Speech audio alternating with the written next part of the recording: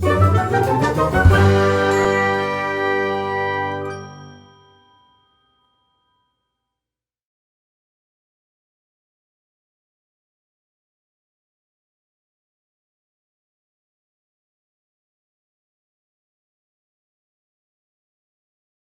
I want to take Ramanujan's contributions to school level students, we talk of magic squares, especially Ramanujan magic squares.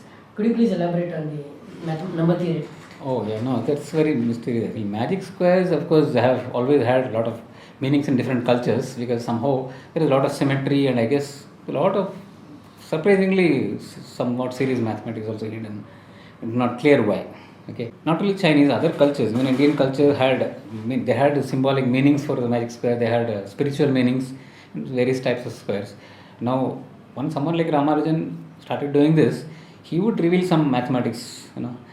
So not many serious mathematicians at that point took up magic squares because it's considered recreational. Maybe one should speculate that if a serious mathematician does look up, start looking at magic squares, it will reveal perhaps more things. I don't know.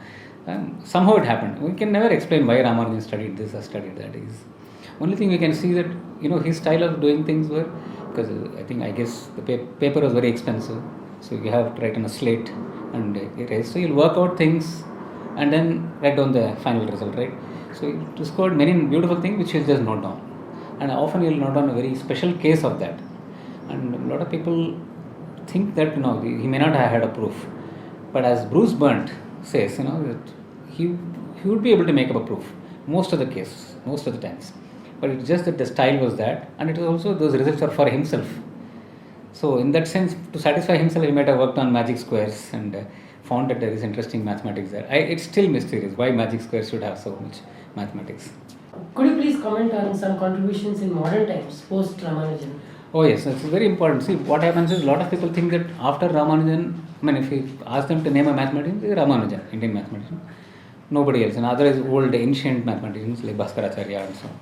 But after Ramanujan, there has been, in some sense, a continuous stock of people, and they have gone through traditional ways of education. So, since Ramanujan's story is so romantic, coming from such humble circumstances and failing in the usual rigorous system of our judgment and various examinations he failed, and nevertheless produced such path-breaking results. That is romantic. So it appeals to him. In fact, a lot of mathematicians also don't know exactly what Ramanujan contributed. They know about something about Ramanujan, but precisely. So that's that romantic story itself.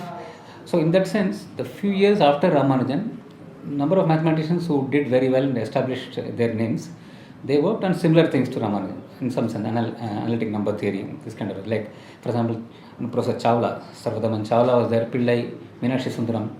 These people were Anand Rao, Vijay Raghavan. Then there is Vaidyanatha Swami. Vaidyanatha Swami was not a number theory person, it's topology. But a lot of people, Anand Rao, for example, was a student of Littlewood. So I think a lot of these people were doing number theory of that kind, either combinatorial or analytic.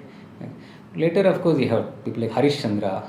Then, of course, you have Mahalanobis, and you have many names to be proud of actually. A lot of people are not aware of contemporary names. Okay, they may not have contributed such a great impact, they may not have had, but they have had very big impact. For example, Harish Chandra definitely can be compared with Ramanujan's. Actually, interestingly, now in the present day mathematics, we can view Ramanujan's conjectures and Harish Chandra's work on the same footing in representation theory, where Ramanujan conjecture is reformulated in terms of representation theory. So Ramanujan may not have imagined that, but somehow in some core way he had these ideas, so which with the correct language it can be expressed in modern day language, and it still continues to have impact. So these are some names I mentioned. I think we should also remember that present day mathematics, we have quite a few women mathematicians from India we should be proud of, like Parimala Raman is there, Sujata Ramdure, then Riddhi Shah. A lot of women mathematicians have established themselves. They come through traditional backgrounds, mathematical backgrounds, and so this story is not so this, but they are well known. These people you should be proud of. I think people somehow should be more educated about who are the later people. Someone is asked about who is Harish Chandra, they may not know, a lot of people. Or, okay, let's say even Chawla, who is, again, he was in Princeton for many years. He has had an impact in number theory quite a bit. I agreed that nobody, perhaps none of them, except Harish Chandra, has had as much of an impact as Ramanujan. perhaps Ramanujan himself might not have imagined that his conjectures and his work would be generalized in such a fashion and viewed in such a fashion that it continues to have an impact. It is quite amazing. But we should educate people about others who came later.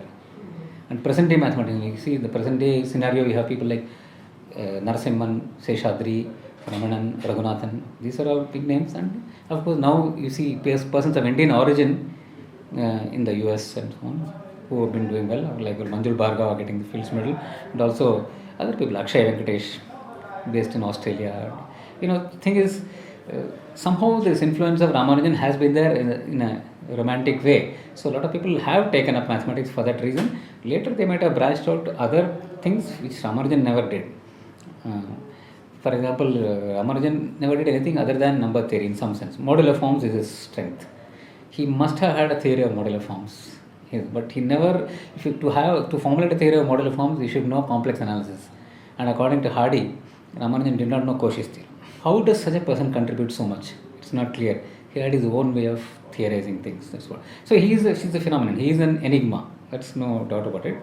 But there have been people coming from traditional mathematics background, who done well and established their names all over the world.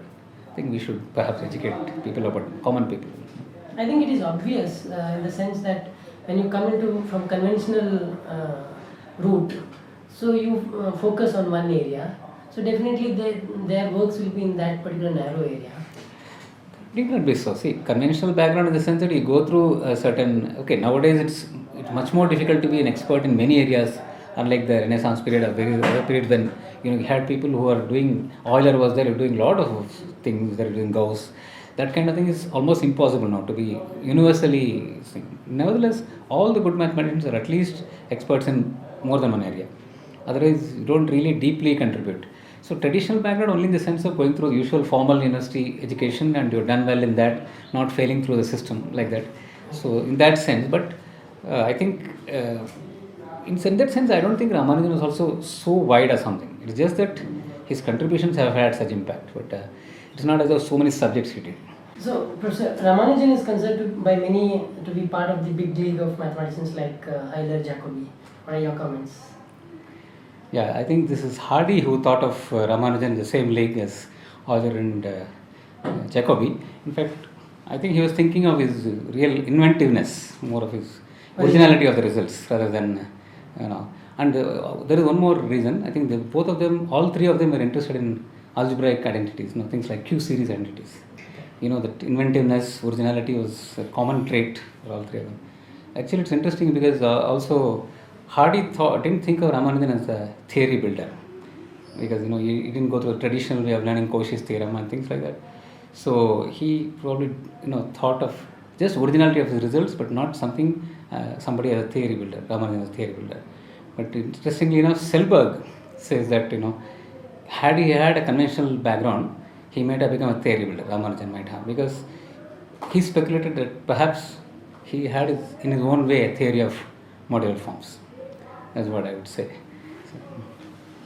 Selberg, the late number theorist, once said that he was greatly influenced by Ramanujan, particularly the Ramanujan-Hardy paper on arithmetical functions. And at the age of 17 itself, Selberg wrote his first research paper, again on arithmetical functions. So is that such a landmark paper? Of course. So the paper on arithmetical functions, as far as I know, is due to Ramanujan, not Ramanujan-Hardy. Ramanujan-Hardy had papers on partition functions. This arithmetical functions paper is perhaps the one which has the maximum impact for the next 50 years. This is the one which introduced the Ramanujan tau function and made these conjectures. He proved a few results about tau function, but he made conjectures which are phenomenal and which led to a lot of developments for the next 50 years, I should say, because this was in 1918, I think. 1973, Deligne got the Fields Medal, proving one of the conjectures. And to this day, actually, it's interesting that somehow or the other, Ramanujan conjectures have been generalized, and in the reformulated form, they are central to mathematics in the so-called Lagrange program. Ramanujan conjectures are very central, and Ramanujan himself may not have made that, but it's the first step of those conjectures. I think that's a really influential paper. In some sense, that paper has the maximum impact on mathematics, one should say. Interestingly, I think Hardy had said once that we seem to have come to some backwaters of mathematics at some point about this. But I think this is really an amazing paper. I guess Selberg might have liked this kind of mathematics more. In fact, at some point he mentioned that perhaps Ramanujan could have gone to somebody like Hecke in Germany, who used to do, he was more of an algebraic commutative nature. Hardy was a great analyst, so he treated him like an analyst. In fact, I remember reading Selberg saying that this exact formula for the number of partitions of n, which is called Rademacher's formula.